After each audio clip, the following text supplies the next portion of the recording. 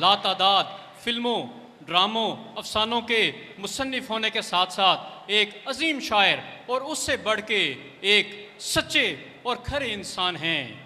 मोअज़्ज़ज़ ख़वातीन व हज़रात, अपनी भरपूर तालियों में अपने मेहमान का इस्तकबाल कीजिए, जनाब खलीलुर रहमान कमर।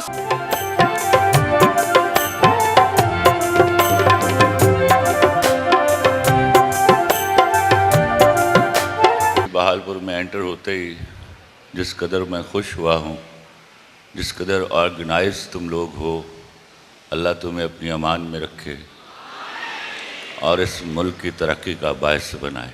खलील साहब, आज के इस रूबरू सेशन में आपके रूबरू बैठकर मेरी कांपे टांग रही हैं और मैं अपने सेशन का बाकायदा आगाज़ अपनी यूनिवर्सिटी के दुआ करो कभी वो मेरा इंटरव्यू करे और फिर मैं दिखाऊं तुम्हें कि कांपे कैसे टांगती हैं। हम खलील साहब वक्त की किल्लत को मरूज़े खातिर रखते हुए अपने तुम लानत भेजो वक्त की किल्लत को, तुम सवाल करो तो आपको वही ज़बान आती है जिसमें आप ख्वाब देखते हो और उस ज़बान पर प्राइड लीजिए। दुनिया में एक मिसाल नहीं है कि किसी मुल्क ने तरक्की की हो और उसने किसी और ज़बान में काम किया हो। आप जिस दिन अपनी ज़बान में काम शुरू करेंगे उस दिन आप तरक्की के जीने पर पहला कदम रखेंगे, याद रखिएगा। बहुत खूब। मैंने कुछ अशार लिखे हैं। इरशाद। मैं समझा था तुम हो तो क्या और मांगूं, मेरी ज़िंदगी में मेरी आस तुम हो, ये दुनिया नहीं है मेरे पास तो क्या, मेरा ये भरम था मेरे पास तुम हो। फिर जब अशार किसी और के कापी पे मैंने लिखे हैं तो मैं आपसे रिक्वेस्ट करूंगा एक दफ़ा आप अपनी आवाज़ में जो है भूल जाने का हुनर मुझको सिखाते जाओ, जा रहे हो तो सभी नक्श मिटाते जाओ। वाह वाह। चलो रस्मन ही सही मुड़ के मुझे देख तो लो, तोड़ते तोड़ते ताल्लुक को निभाते जाओ। बहुत खूब। फकत मेरे दिल से उतर जाइएगा, बिछड़ना मुबारक बिछड़ जाइएगा। मैं समझा था तुम हो तो क्या और मांगूं, मेरी जिंदगी में मेरी आस तुम हो, ये दुनिया नहीं है मेरे पास तो क्या, मेरा ये भरम था मेरे पास तुम हो। बहुत खूब। मगर तुमसे सीखा मोहब्बत भी हो तो दगा कीजिएगा मुकर जाइएगा। वाह वाह। खलील साहब, आप अक्सर कहते हैं कि ख़वातीन मर्द से बेहतर हैं। बेहतर छोटा लफ्ज़ है।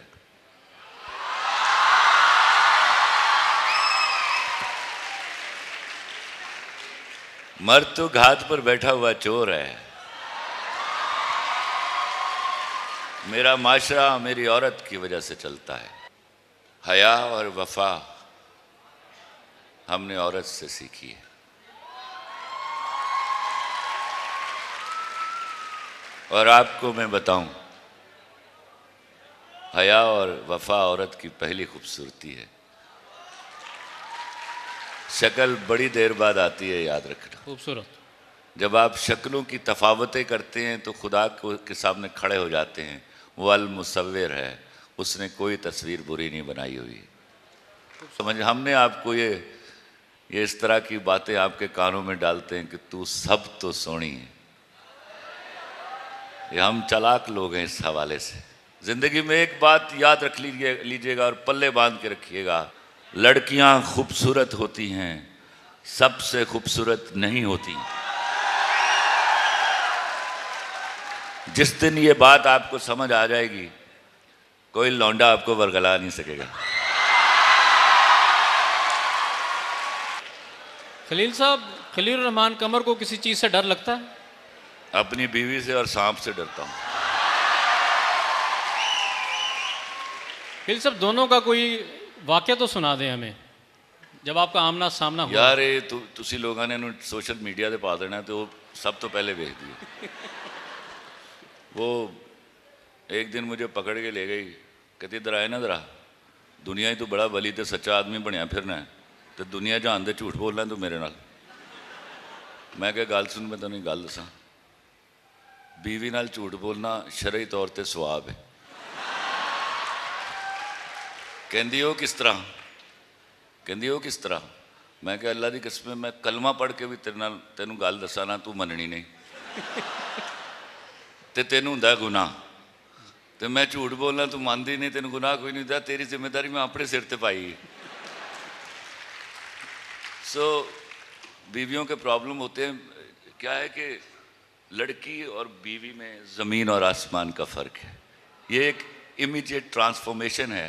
वो मैंने कभी कहा कि एक मर्द शौहर हो सकता है इवेंचुअली, लेकिन एक शौहर कभी भी मर्द नहीं हो सकता। That is a permanent transformation. हुजरा रूसी में सुहाग रात को एक मर्दनुमा मखलूक अंदर दाखिल होती है और सुबह एक शौहर नुमा मखलूक बाहर निकलती है। उसका मर्दानगी से कोई ताल्लुक नहीं है, लेकिन वो देखने में मर्द लगता है। फिर साहब आपने बहुत से अवार्ड जीते, आपकी बीवी तो आप पे फख्र करती होंगी। हाँ, मैं तुहानू एक गल दसा मजे दी, ऐसे तो भावें मैं उन्हें को जुत्तियां भी पै जान मैनू।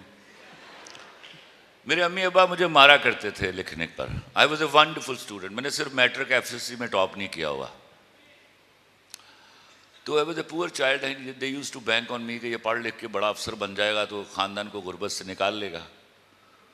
तो मेरे यहाँ बलबले थे, अल्लाह की देन थी, और मैं लिखता था, छपता था, गरीब बच्चे को पैसे आते थे। तो बहुत मार पड़ी मुझे, और सबसे ज़्यादा लिखने पर पड़ी। तो इवेंचुअली मैंने लिखना बंद कर दिया।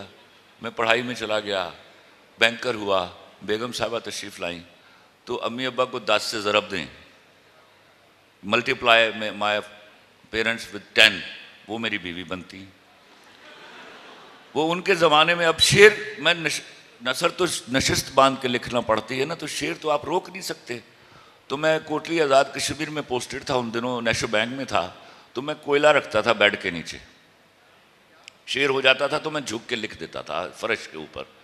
और वो सुबह पानी गर्म करने जाती थी तो उतनी देर में मैं I use to make use of that time, और मैं उसको कागज़ पे लिख के तो लाहौर फ़ोन करता था अपने एक दोस्त को, और वो शेर लिखवा देता था, फिर पर्ची फाड़ देता था।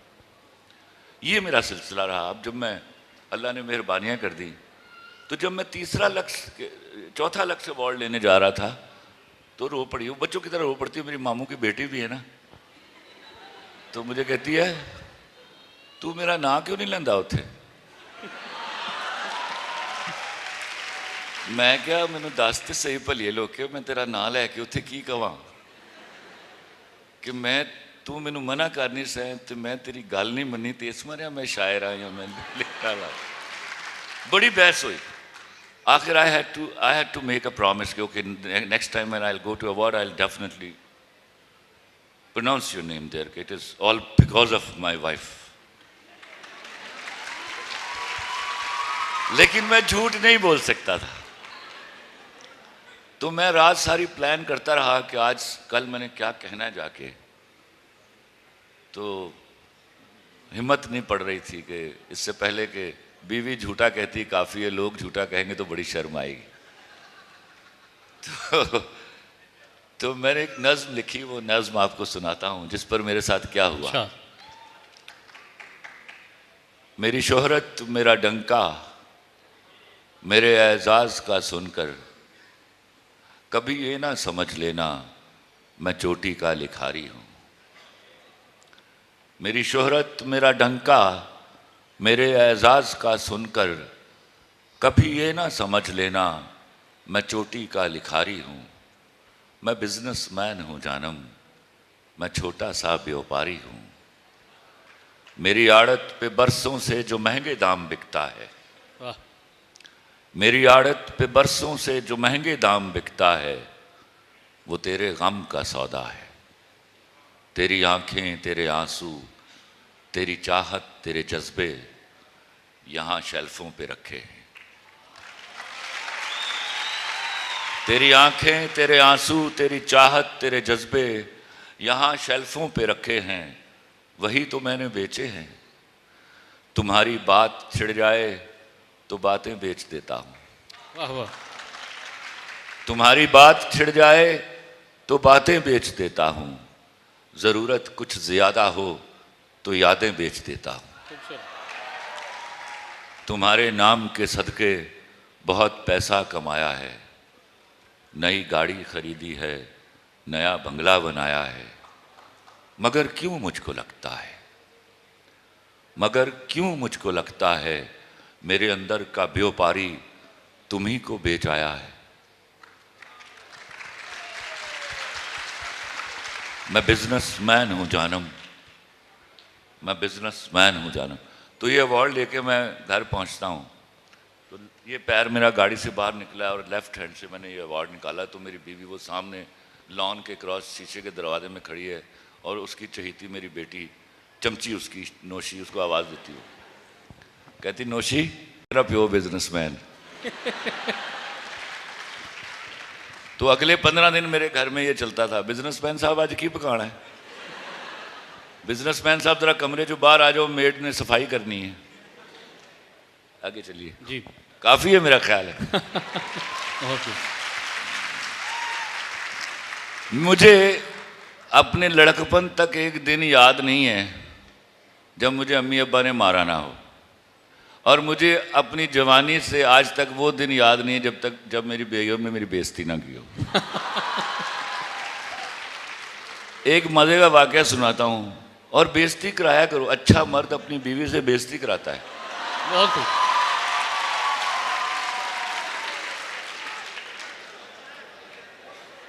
उसका निक नेम है रूबी।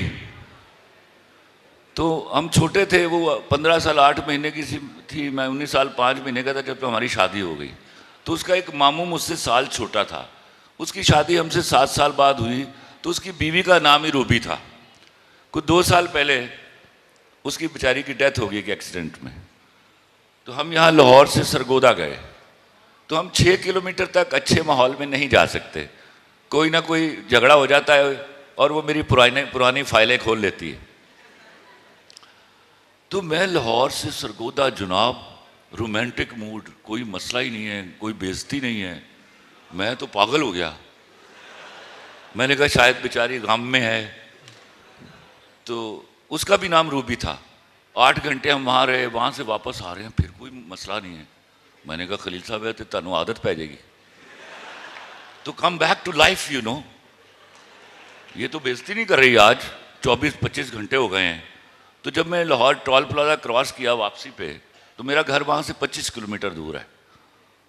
तो मैंने कहा रूबे देख यार, कल दी गल ऐसी हथी विआह के लिए आया सा। कहती हाँ चंदू जी। मैं कहा छोटी सी ना तेरे को? कहती नहीं मेरे हाण दी सी। मैं कहा अच्छा 50 क्रॉस कर गई सी? बस है मेरे आखिरी अल्फाज से। ए अद्धे किलोमीटर सारी गुफ्तगू हुई है, 24.5 किलोमीटर मेरे नाल जो हुई है। मैं घर दे गेट ते आके गड्डी खड़ी की तो मैं थैंक यू बोलिया। मैं कहा यार असल च ना मैं परेशान हो गया सा, तेरी मेहरबानी है, you brought me back to life, thank you very much. आप अपनी काया पलट लेंगे उस दिन जब आप अपनी बीवी की इज्जत अपनी माँ के बराबर करेंगे। बहुत खूब। आप बीवी ब्याह के नहीं लाते, अपने बच्चों की माँ ब्याह के लाते हैं, वो दैट्स अनदर मदर। इस बात पर तहकीक कीजिए, किसी वक्त आलमों से मुकालमा करूंगा इस बात पर मैं। बहुत खूब। खलील साहब, दुराब खलील जो आपके बेटे हैं, एक उभरता सितारा, क्या उन्हें भी कभी कोई कुट पड़ी है आपसे? बड़ी कुट पड़ी। मैं उसको बाप ही नहीं मानता जो बेटे को मारता नहीं है। This is my culture and I take pride in that you know. मैं उसको बाप नहीं मानता जो अपने बेटे को मुंह पर थप्पड़ नहीं मारता, याद रखिएगा। और ये आपको इन द लॉन्ग रन जाके पता चलेगा। बेटे की तरबियत का सबसे पहला उसूल उसके मुंह पर थप्पड़ मारना है जब वो गलती करे, और सबसे बड़ा उसूल है कि कुछ भी हो जाए कभी बेटी के मुंह पर थप्पड़ ना मारिएगा। आप लड़की की बात कर रहे हैं, अभी कल की बात है, आपके यहाँ इंडिया के घटिया ड्रामे हिट हुए थे। इंडिया को ड्रामा बनाना नहीं आता, बट आप माशाल्लाह अल्लाह के फजल से सारियां उसले की बनिया सन, की कहते सन, हाँ हाँ, कोई पूजा सी तो कोई वो सरस्वती सी।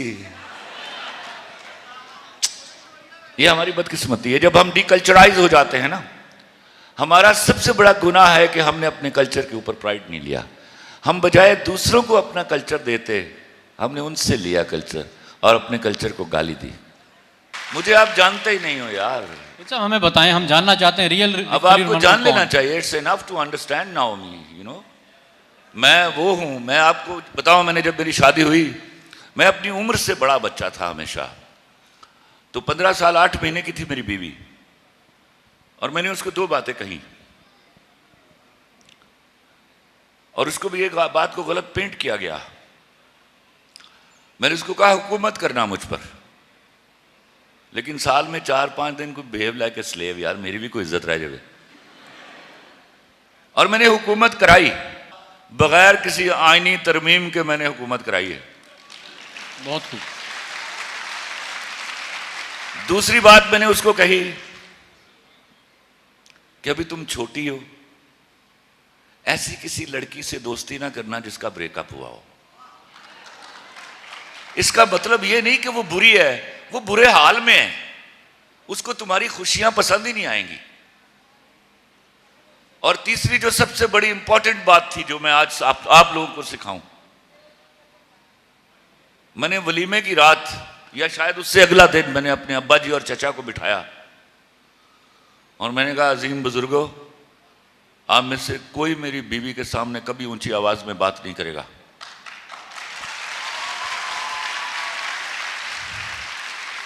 मेरे चचा से दोस्ती थी। He tried to argue. मैंने कहा, चचा नो आर्गूमेंट। आप में से कोई मेरी बीवी के साथ ऊंची आवाज में बात नहीं करेगा। इससे कोई गलती हो जाए मुझे बताइएगा। And I am a justice. बहुत खूब। उसका नतीजा क्या निकला कि मेरी बीवी के मेरे खानदान के बुजुर्गों से आइडियल ताल्लुकात थे। सबसे घटिया मर्द वो हैं जो बीवी का घूंघट उठाते उसको बोलते मेरी मां की इज्जत करना। क्यों मामा, तेरी मां काबिल इज्जत नहीं की?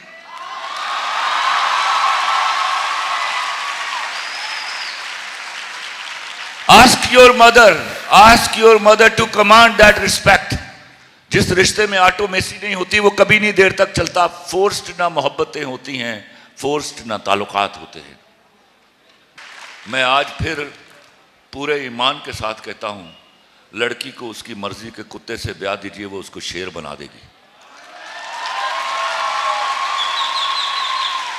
आप उसको अपनी मर्जी के शेर से ब्याहेंगे, वो इंशाल्लाह उसको कुत्ता बना देगी। ये साहब, मैंने एक दफ़ा एक वाक़या सुना कि आपके वालिद साहब जो हैं वो कोई जिन वगैरह भी निकालते थे। एक खातून थी। ये बड़ा सुनने का वाक़या है। मेरे वालिद साहब पैंट बूशर्ट पहनने वाले ज़रा थोड़े से बेहतर आदमी थे हमारे ख़ानदान में।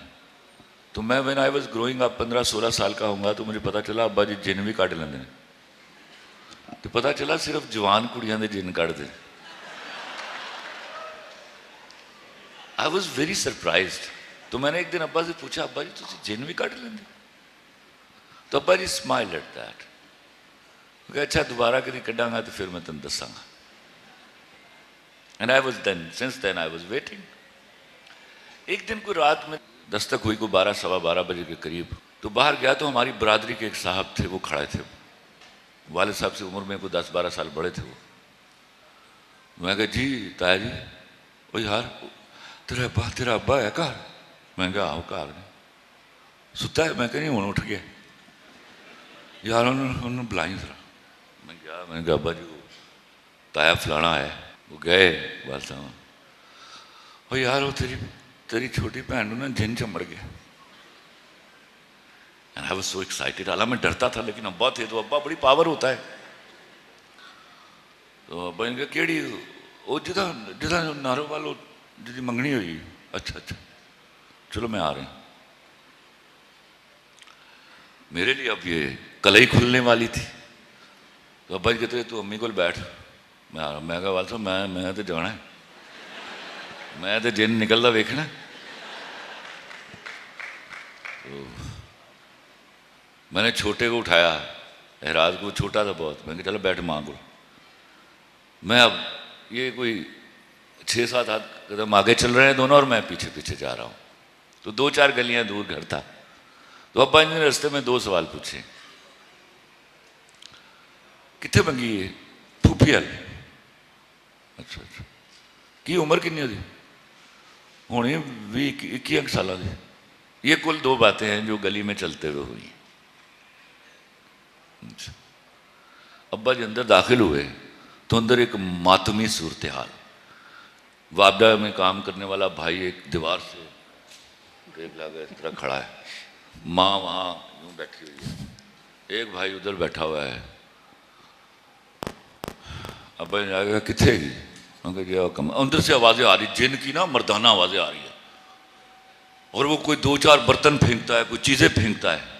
अब उन्होंने कहा ताया जी ने कहा उत्थे उस कमरे से सारे जने ना उस तरफ चले जाइए आप। अब्बा जी ने दरवाज़ा खोला, चिराग की आवाज़ से दरवाज़ा खुला है तो अंदर मिलगिटी सी एक लाइट है, उसमें जिन के घुराने की आवाज़ आई है। तो मैं अब्बा जी के पीछे हूँ।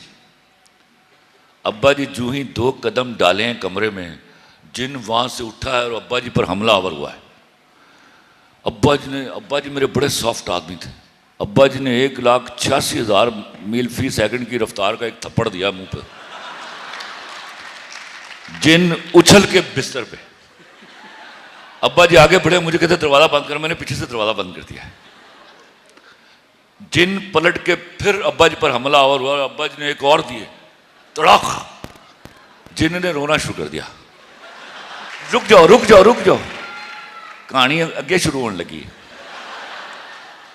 अब्बा जी कहने ने उल्लू दी पट्टी ना हो, आराम ना बैठ, मैं तेरा मसला हल करना है, तो मेरे ते हमले करन डई। तो जारो कतार रोन लग पई। चल बैठ ते आके मेरा पुत्र। वो बह गई। कितने मंगनी हुई? फूफी ने कहा।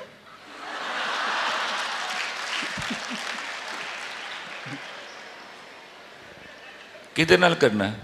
खाला ने कहा।